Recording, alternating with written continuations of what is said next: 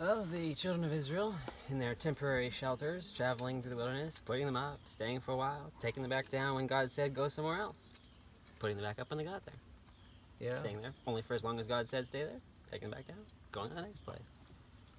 Yeah, it's a temporary shelter for a temporary time, Temporary and shelter. yet it provides shelter. It provides shelter. Yeah. And as they were in the wilderness, living in their Sukkah, they had manna to eat. Their sandals didn't wear out. None of the clothes wore out, right? Right? Right. Because in the desert, God provided for them.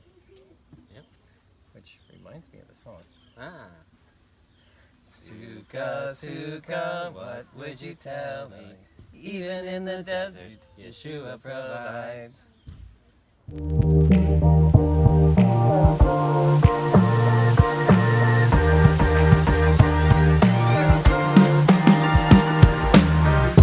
Shabbat Shalom! We have been dwelling in our Sukkah for 7 days now, and it has been so fun. But if you notice, on top of our Sukkah, some of our branches are drying out a little bit because a Sukkah is a temporary dwelling. And so after a week of waving our lulav and dwelling in our Sukkah, things are drying out, things are wearing out. Why is it, do you think, that the Sukkah is a temporary dwelling? Well, it's because Adonai said to the Israelites, for all those who are native born in Israel, do this every year as a remembrance. And what are they remembering?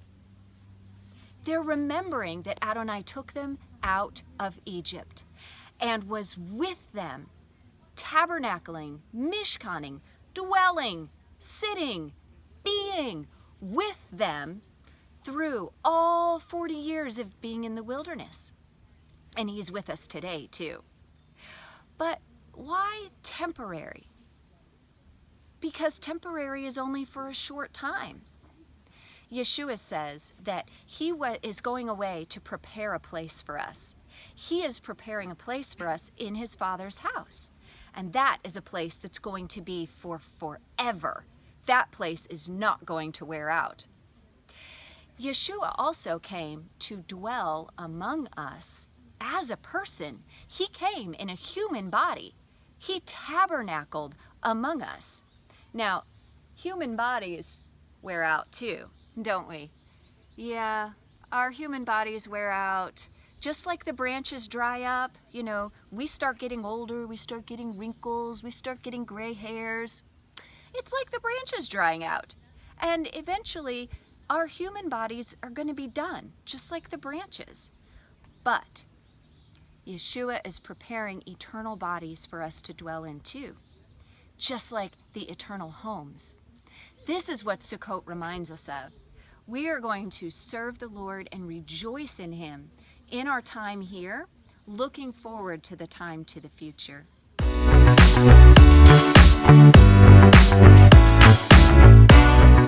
This is the top of our Sukkah. You can see all the way through it. There's the sun shining right through the Sukkah. And at night, we can see the stars through the Sukkah.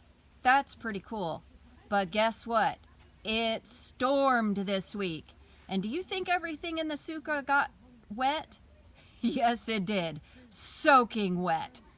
A Sukkah is not just a temporary dwelling, but it's a pretty insufficient dwelling if you want to stay protected from the sun and from the rain.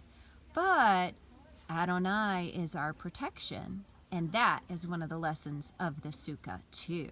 We rely on him for our protection from the sun and from the rain and from wild animals and anything else. Shabbat Shalom.